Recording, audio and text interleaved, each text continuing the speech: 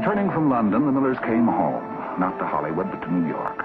At their East River apartment, Marilyn settled into the role of housewife and often walked in the small, friendly park nearby with his children and nursemaids. Children feel her love instantly, her husband said. At last, she could hope for children of her own. But some dark undertow, some inexorable, outgoing tide had begun to flow in Marilyn's life. Successive miscarriages shook her confidence, renewed old fears. Beginning early in her career, Marilyn had relied on barbiturates to sleep, to place an insulating gauze between her and reality. Now, increasingly, she sought this merciful anesthesia. Failing her achievement as a mother, she decided to go back to work in a comedy, Some Like It Hot. The good spirits of the launching party soon would be shaken by Marilyn's vagueness and need for endless retakes. Later, director Billy Wilder would insist he deserved the Purple Heart. Vague or not, her performance had a new sparkle. As the heroine trying to catch Tony Curtis, a supposed millionaire, Marilyn's dumb blonde had become a deft comic invention instead of a cliché. I spent 6 months in Vienna with Professor Freud, flat on my back. Then there were the Mayo brothers, injections, hypnosis, mineral baths. If I wasn't such a coward, I'd kill myself. Don't say that. There must be some girl someplace that could. If I ever found a girl that could, I'd marry her just like that. Would you do me a favor? Certainly. What is it? I may not be Dr. Freud or a Mayo brother or one of those French upstairs girls, but could I take another crack at it? All right, if you insist.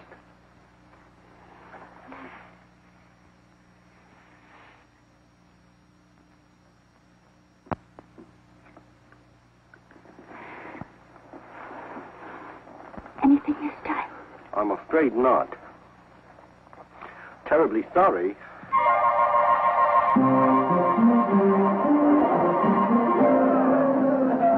With her unsmiling husband at the premiere of Some Like It Hot, Marilyn strutted for the fans. She had the right. The picture was a smash. She was getting 10% of the gross. Life with Marilyn had penalties. It was, said Arthur Miller, like living in a fishbowl. Starved in childhood, Marilyn's emotional demands had become disruptive and exhausting. She built Miller a soundproof study, but in 5 years he completed only one work, a screenplay which I directed in Nevada in the hot summer of 1960, The Misfits.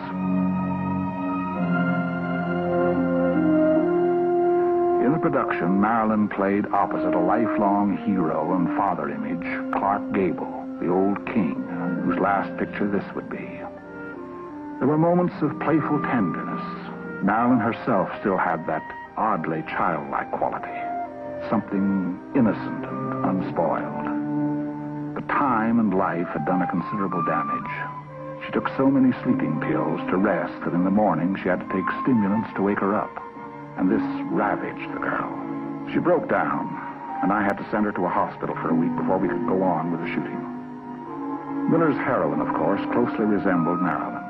Sometimes I had the eerie sense that we were in another dimension, that we were hearing Marilyn's own cry against the brutal violations of her life. Jay, why are you killing you? Just stand aside, honey. Okay, you won. All right, you won. You won. Show that rope. Get out of here. Follow him! Chuck him down, Guido! Get off! You want him? Get him! Shut up and pull that horse down! Get on! 1, 2, now!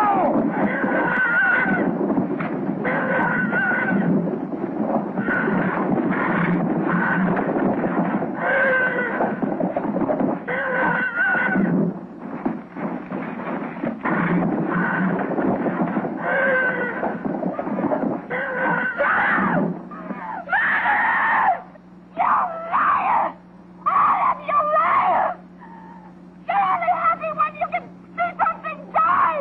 When it's a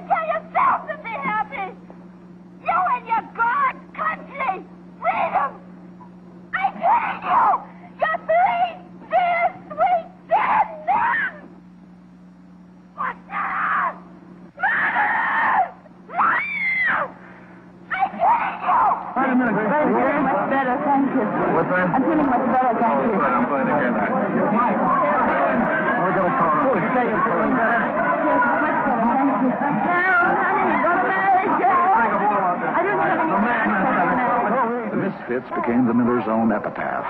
There was a Mexican divorce, and there were reports of suicide attempts by Marilyn. In the following months, she twice vanished into mental hospitals, and emerging, ran the gauntlet of the press.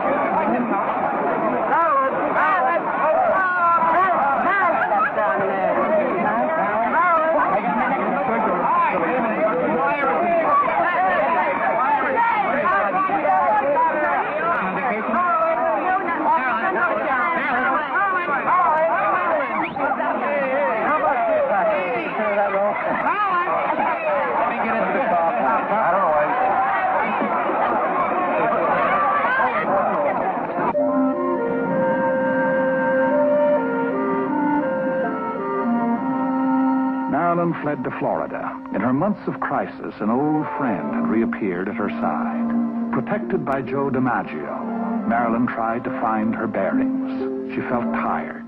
Like a faltering aircraft, she was losing dangerously momentum. And now, ahead of her, a last picture commitment to Fox loomed like the mountain wall of Everest.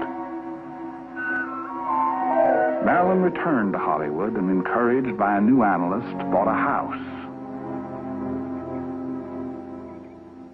Mrs. Eunice Murray, appointed by Marilyn's doctor, psychiatric aide, and companion, helped Marilyn plan furnishings for the house. The house was so important for Marilyn, the doctor thought it would take the place of a baby or a husband. She liked the protected feeling of the heavy beams of the ceilings that were simple and unadorned, but so strong, and the thick walls, and the white carpet that was soft and silent, and seemed to envelop one when you went into the house.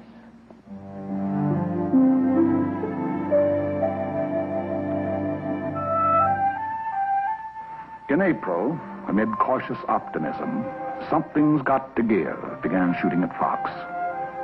But quickly the old patterns returned. Pleas of illness kept Marilyn from work, but not from an appearance at President Kennedy's birthday party in New York's Madison Square Garden. Mr. President, on this occasion of your birthday, this lovely lady is not only punctilious, but punctual. Mr. President, Marilyn Monroe.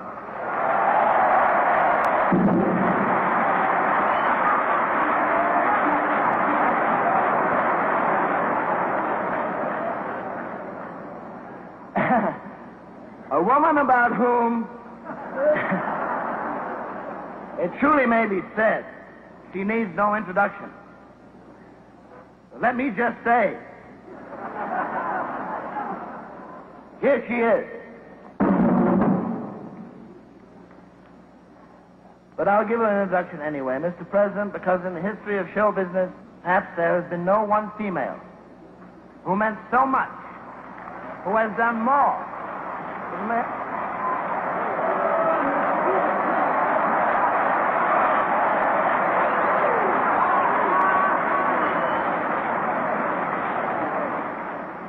Mr. President, the late Marilyn Monroe.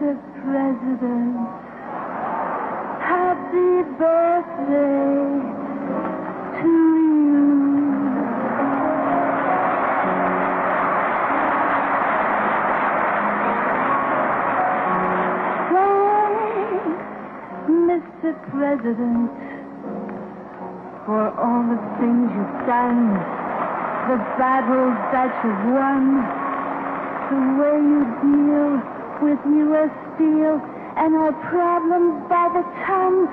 We thank you so much. Everybody,